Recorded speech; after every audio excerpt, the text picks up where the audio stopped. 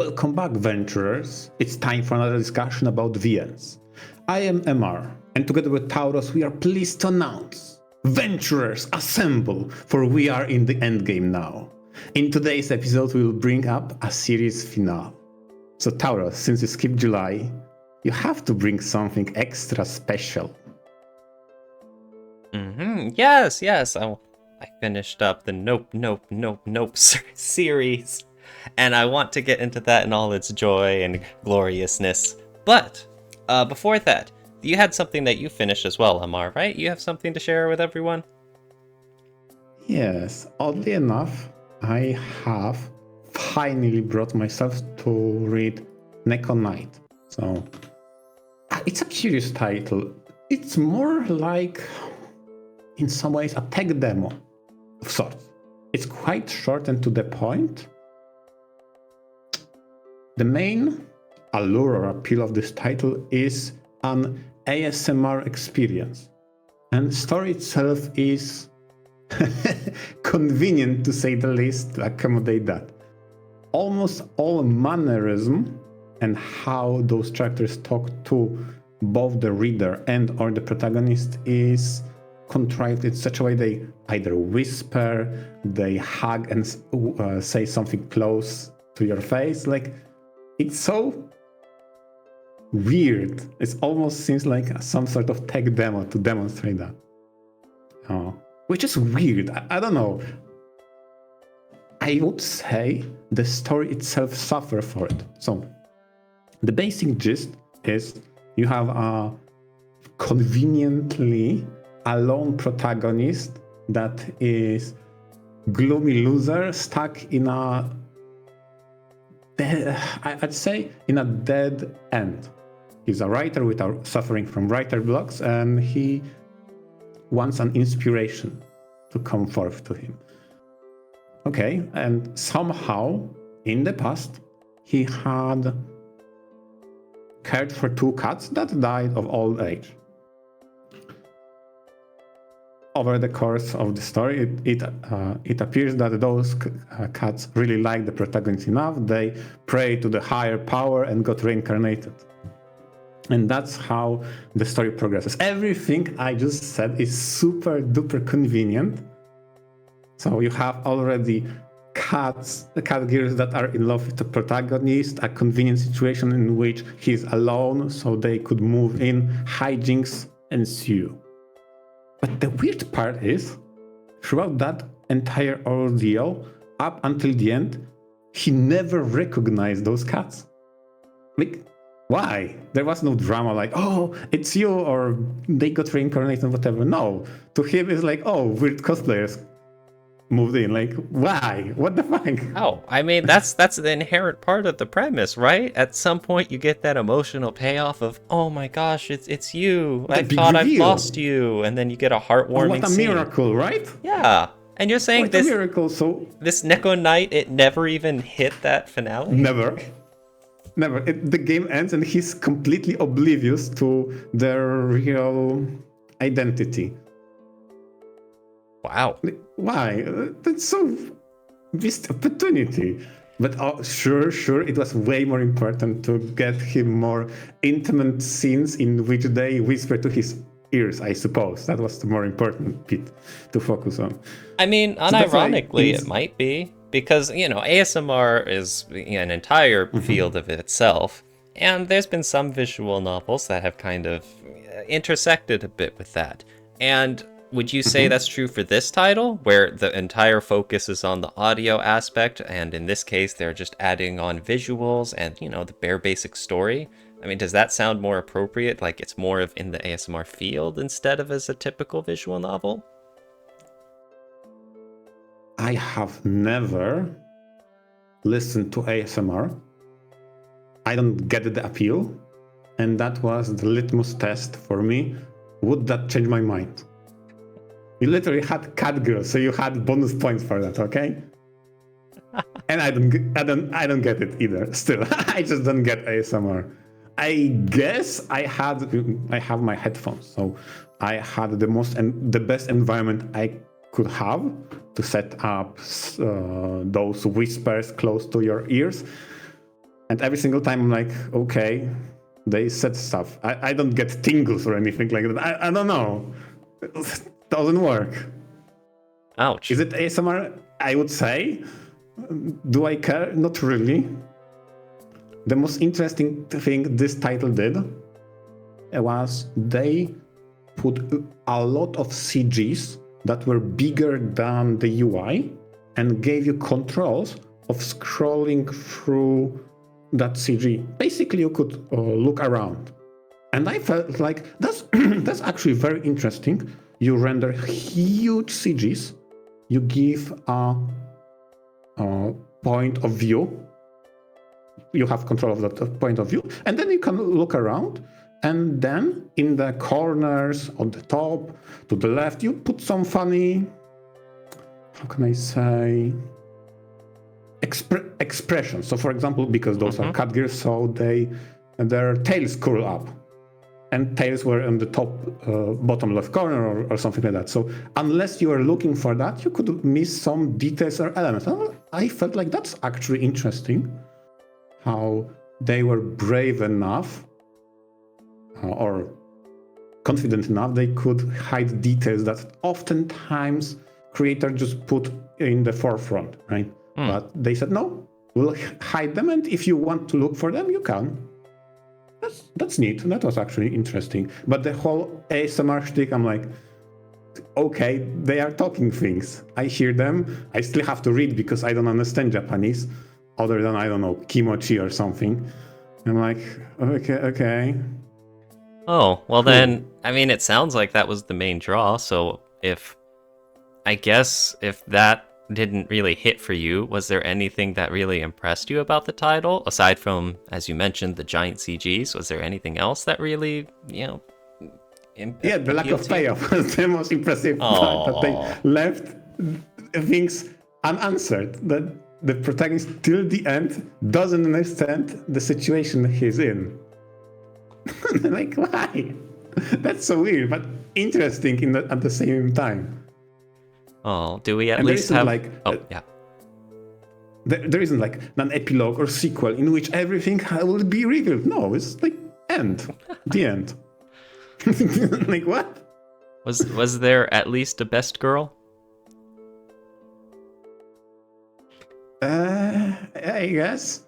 I haven't thought about that, honestly. Oh man! Because if you don't have anyway, if you don't have something in mind at the end, if you don't have an instant answer to who best girl is, then it's like, then the answer, it's not looking good. I don't know, because it's not having the favorite out of two in a title in which they are inseparable. It's not necessarily a bad sign, honestly. And I feel like how they treated each other reflected the past. So in the past, they reminisce how those two cats didn't really want to play with each other, but they wanted to, how do I say, make peace with that behavior and accommodate one another in the reincarnation. Like, okay, that's kind of sweet development. Now they are not so hissy around one another. Fine. Did I have favorite? Not really. Then again, this title has been like 3 hours in total. It was super short. That's why I leave that title thinking it was more of a tech demo than anything else. Yeah, it proved its point. ASMR or the quality of voices was interesting. Doesn't do much for me, honestly. And the story was very, very, very convenient to accommodate all of that. Well, darn. So, well, sometimes you just try out a short title and it misses the mark. Yeah, it was fine. It's not like I regretted those hours spent. It was, honestly, nothing really special. It was just fine. So, give me towers. We've been putting it off long enough. Towers, give it to me. Alright, I read the third and final visual novel entry in the trilogy of Nope Nope Nurses. And again, they have a hilarious naming convention where the first one is Nope Nope Nurses, the sequel is Nope, Nope, Nope Nurses, and then the trilogy one is Nope, Nope, Nope, Nope Nurses. That still makes me crack up on the inside every time I see the name. They just keep sticking on words. All right. We are still following our main character, a college guy who has an unfortunate disease where he must bust his nuts every 3 hours or he endures excruciating pain until he does. And he's going about his life best he can until he breaks both his hands in a freak accident. He is now staying at a hospital to recuperate with his broken hands, where the nurses will help deal with his prior, illness to the best of their abilities, but unfortunately for our main character, this is a god-awful hospital, home to the worst personality nurses you will ever see. And thus, he is trying to endure the best he can until he can finally get out of this own unique hell. I've mentioned before, for the first 2 titles, that they are very much nukigays. They are stuffed full with just femdom H scenes, and it gets old really fast. It has some serious problems, one of which is that there's no real story, it's just the main character trying to endure, and that the character interactions are very limited. So it gets very dull and repetitive throughout the first 2 titles. And I'm going into this 3rd title, the final one in the trilogy for this series that has spawned also these visual novels, anime episodes, an official figurine. I'm wondering why this series is so popular in certain circles. And finally, this 3rd Nope title, is actually freaking good. I'm so mad that we have to go through all of that stuff to get here to finally get something looking like a darn solid title. First off, we actually have a story.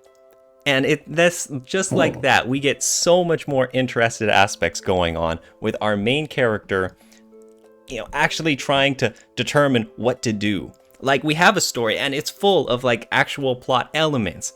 And we have character depth, and the decisions and the actions character take cause ripples upon, what other characters do and how they react and how it advances the plot and how all the characters have their own goals and stuff. And it's this is the legit things that make up a typical story. And we're finally getting that here. And because all of the characters have very strong, defined personalities, they now all have their own goals too, and suddenly it gets a lot more interesting seeing what all of these people do, and the factions involved. You've got the nurses from the original, the Nope 1 visual novel, and how they're the most good-natured of all of the nurses there, and they're most similar to the good guys, you could say, and how they want to make things better in the hospital. You have a power tier list of least bad? No, that's how it goes up. That's I guess that's one minor criticism, is that the premise of this whole series was that you have a whole bunch of awful nurses, but by now we get into the finale, and there's kind of clearly a good side and a bad side. Because that's how you get a classic story, good versus evil sort of thing. Yeah, true. Mm-hmm. You've got Dr. Amamiya, who is only concerned about making her wacky inventions as the, kooky mad scientist sort of character, and she desperately wants to win the Nobel Prize. And then you've got the OG3 and the head nurse and their sides of wanting to stay in control over what's developing in the story and in the hospital. Like I mentioned, you've got these intersecting goals, and now people have these actions that they're striving for instead of Nope 1 and Nope 2, where there's nothing going on except for the main character just getting femdomed the whole time over and over and over with no real end goal. The other problem that I had with the first 2 titles that the 3rd one fixes is that the first 2 Nope games didn't know what kind of tone they were going for.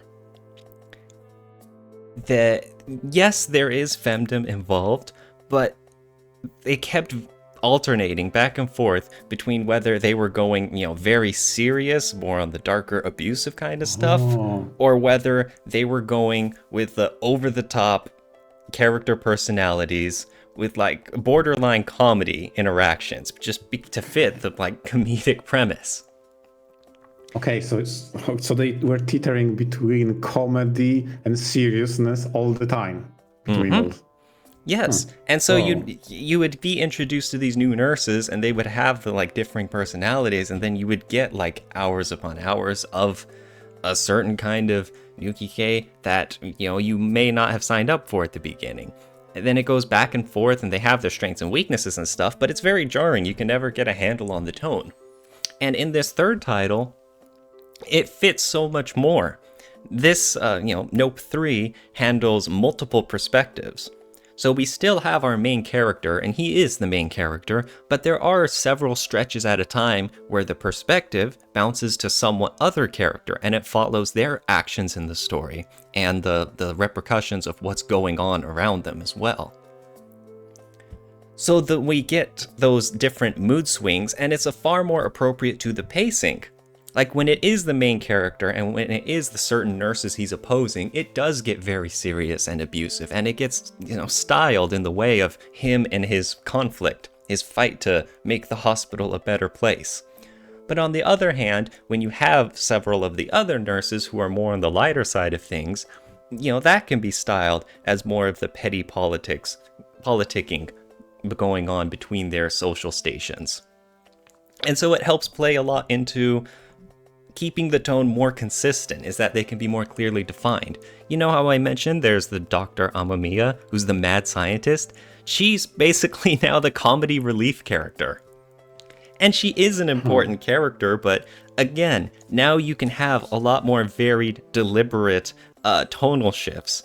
And now when the mood gets serious and when to play that into the character development versus when you have Amamiya screeching her head off about some ridiculous new inventions and being like, okay, let's play along with this.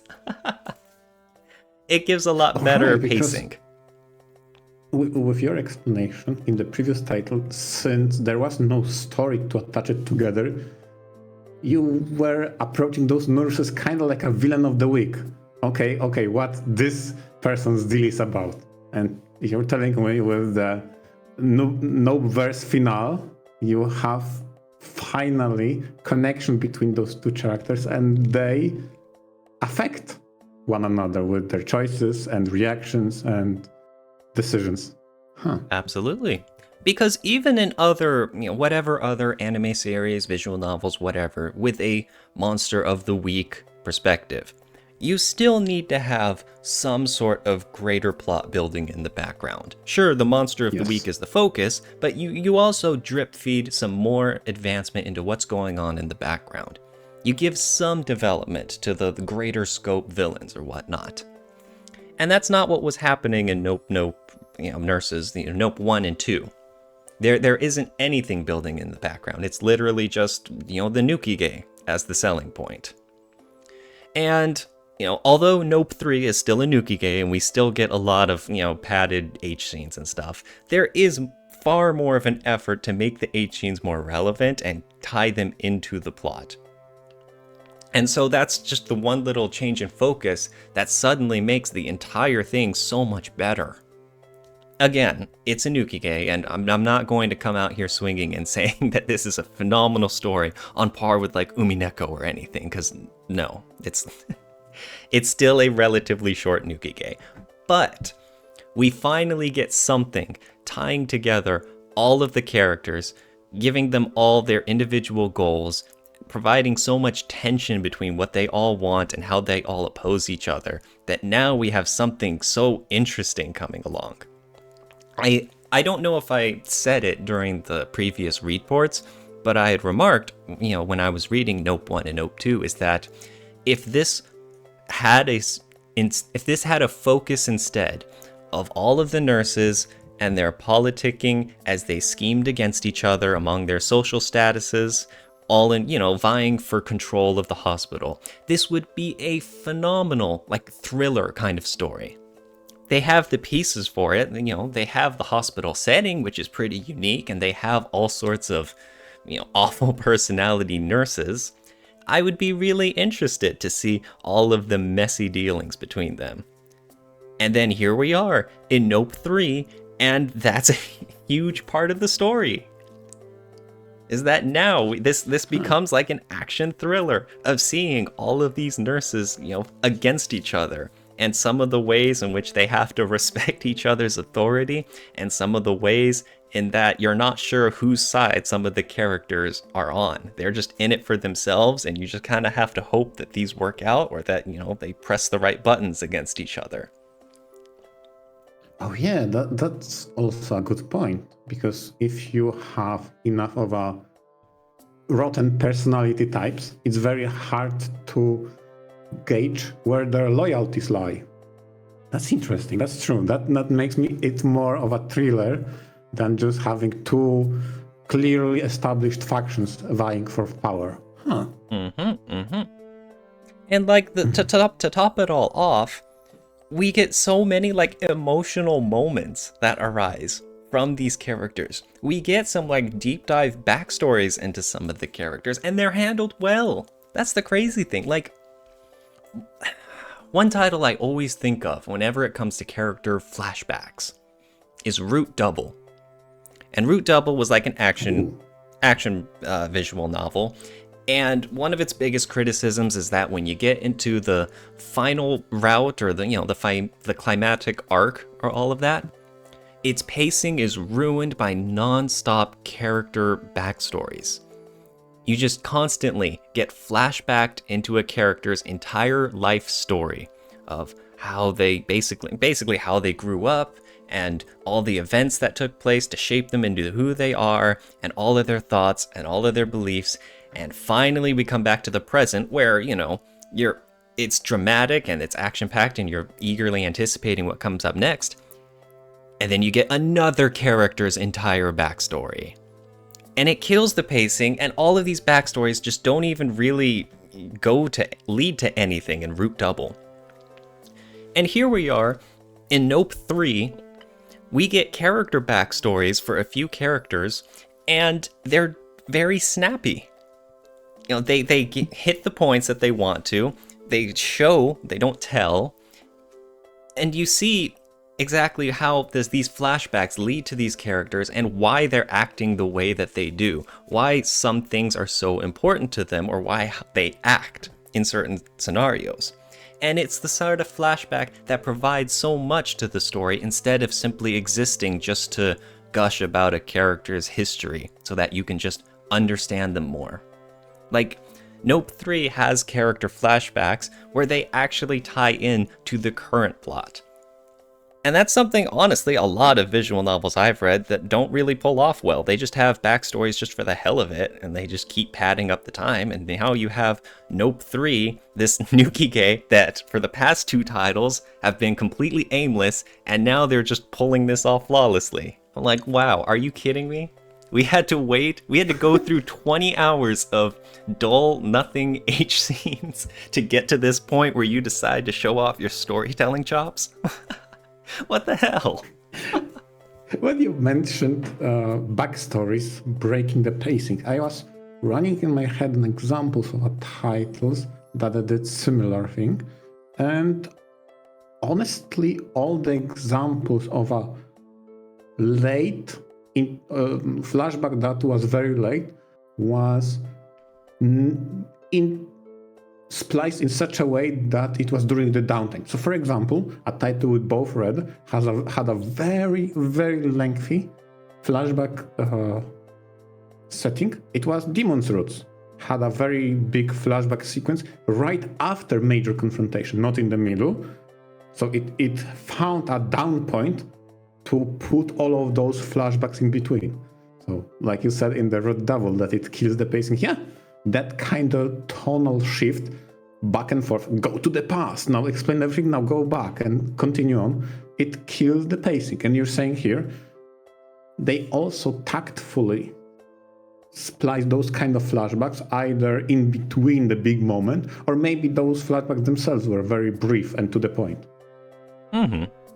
Yeah, like I said, they were brief, they were to the point, they were interesting than themselves, and they tied into the pacing pretty well.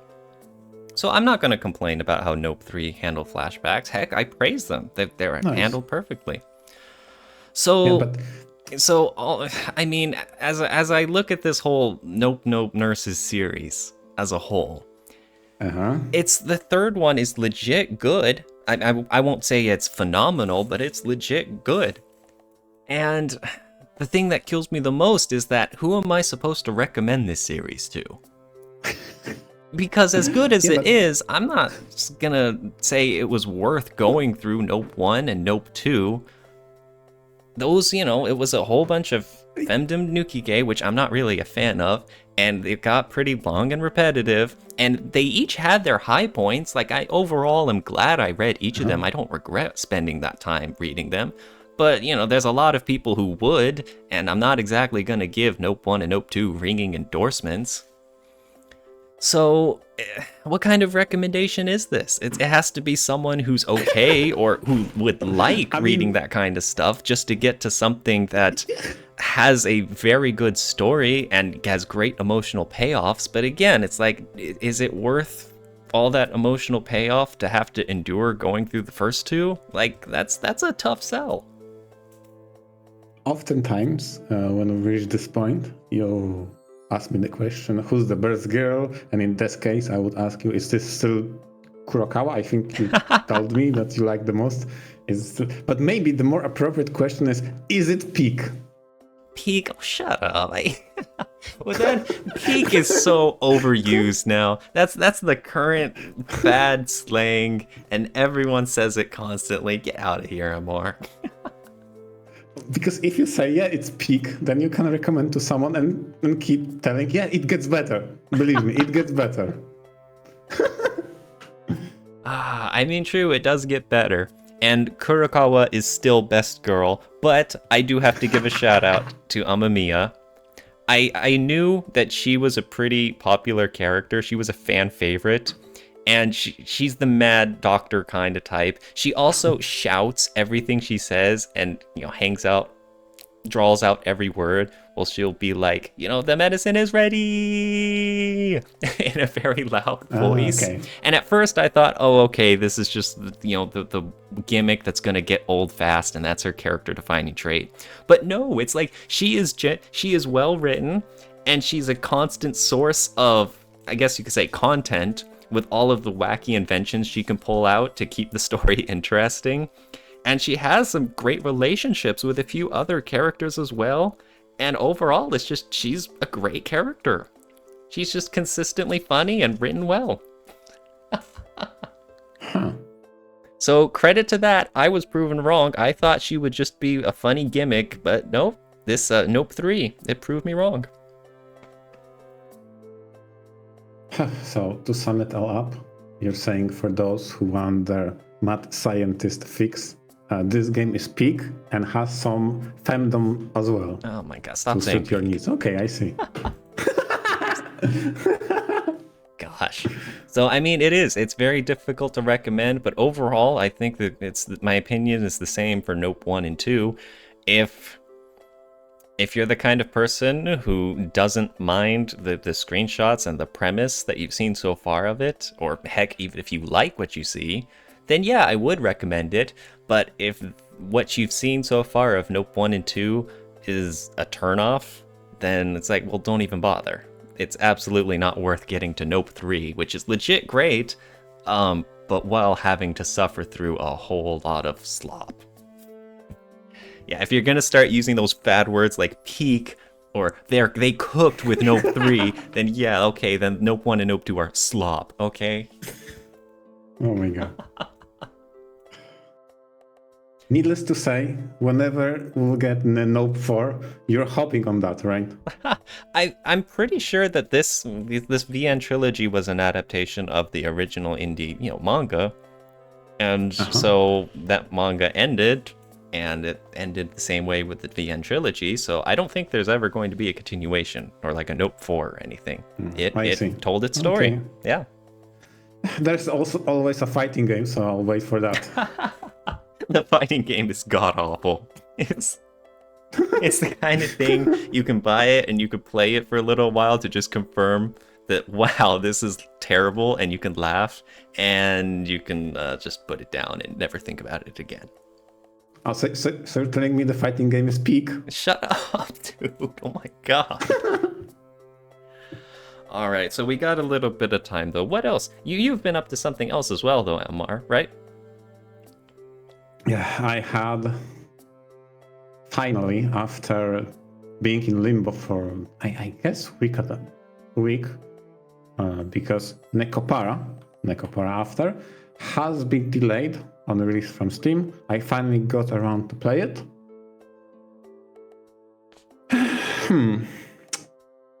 It's interesting, okay?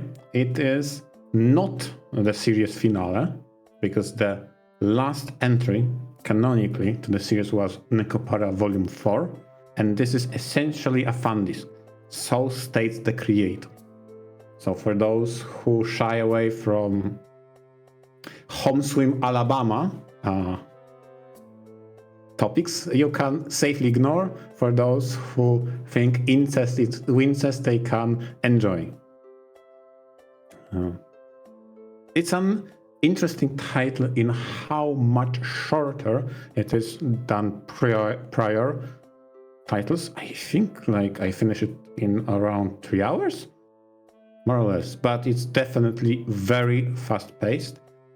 It's pretty much something you could anticipate going in as an epilogue or after story.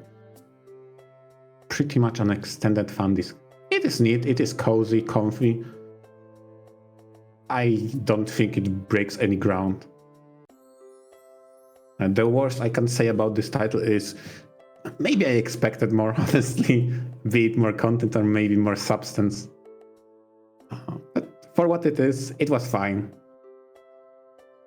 It focused on 2 characters, as most volumes do. This time it was the protagonist's sister and the new cat girl that got introduced in the last volume, Volume 4. So those 2 got central stage, and the rest was just enjoying their vacation. That was the big premise of. They were opening shop. There was some story relevant information, kind of like a passing the torch of the legacy, and then as a send-off they went on a vacation to Hawaii, and hijinks ensued there. It was, like I mentioned before, cozy, comfy, very much a send-off to the series that ended in the previous installment. This is more of a fan disc, and if I understand correctly, the author, she declared that the proper continuation will exist in the most disappointing genre there is, because there is a Nekopara gacha being developed, and I'm like, oh boy, can't wait. Now, Nekopara, from what I understand, has always been a very chill, cozy series. So when you mentioned that you have Nekopara After, and that plays it safe, like even more so than what you usually see out of the series?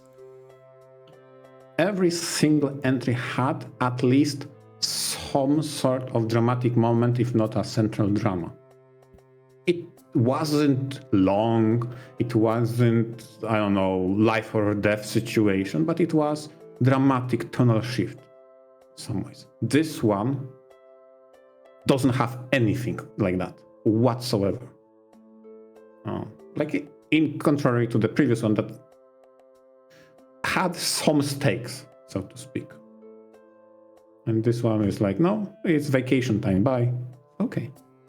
And to recap on the first Nekopara that got released, the drama was, will the protagonist allow cat girls to move in with him? Because he kind of snuck out from home to create his own business and left unannounced. Okay, and they were missing him, longing for him, and they also got snuck out in boxes.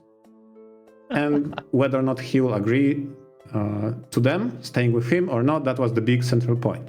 Will they behave? Will they help or hinder? Does he like them, etc. So that was slight drama, but it was still nonetheless drama. That got resolved by the end, but it was drama. The second part and second title in the series had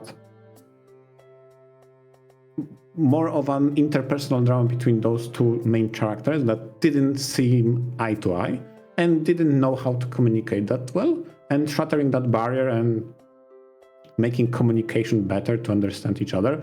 It was reinforced by the fact that one of those character was more or less of a tsundere, so you see how that ties in with all the miscommunication. Okay, fine, that was a drama, got over it, very cozy, move on.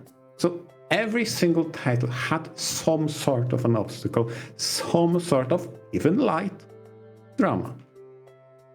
This one didn't. It was this one played super ultra safe. In a title that had already been played mostly safe, especially to the outsider you don't know the details, right? What transpired inside. And it felt like something was missing, honestly. That's my perspective. Not even, how do I say, there wasn't even a drama of, oh, is it moral to like in that way my sister? Even that wasn't questioned. Like, okay, protagonist kind of was, in a way, maybe it was tight. Okay, come in. Yeah. Next in line. Like, okay, that's in a way that was funny, but there was no drama, no stakes. Mm-hmm. I mean, to be fair, you're gonna get that in a fan disc, usually. Especially something that's kind of the finale of the series. You don't want the developers to really rock the boat and play things on the wrong foot, and now you've got kind of a mini controversy at the end of a series like Nekopara. It's the sort of thing where it's much better to play it safe in a situation like this. Even though you, the reader, might have wanted to hope for more, right? Yeah. Mm-hmm. So it is understandable. Point in the story. There's a point in the story, I feel like once you go past that, plans to vacation, we are here, it feels like every single progress text button goes so fast. Next scene, like, okay. And then credits roll. I hoped it would be longer. Especially since it was like, 5 years since the last one? No Which way. Doesn't necessarily equate the amount of time spent on development. I get that. Especially since they had different projects at the same time going on. Fine, I understand, but still, it has been some time since the last one. And this one was just, I expected more, kinda. All that development time went to the gacha. Oh no, don't say it like that. Don't make me hate gacha even more. Don't do it. No, Nekopara gacha will be the one that flips your mindset upside down. You're going to be a lover. You're going to adore it. I promise you. It's very hard to have an opinion on Nekopara gacha. Because if I hope it's bad, then I'm wishing bad to the creator, which I don't want to do. If I hope it's good, that would put me in a bad situation because I'm tempted more to play it. So there is no right answer. Hope for the best, prepare for the worst. Fair enough, that's also an approach. Mm-hmm. All right, but yeah, thank you. I can definitely say that Nekopara was peak, but that wasn't it. Oh, God. Oh my God, it wasn't it. He missed. Oh, jeez. Killing me, MR. Thank you all very much. It was very interesting topics. We had a whole lot of cat girls from MR's side and a whole lot of nurses from my side. But now it looks like we're most part going to be moving on in the future, huh? Yeah. Although, we'll see if I don't have some cat girls in the future. We'll see about that, okay?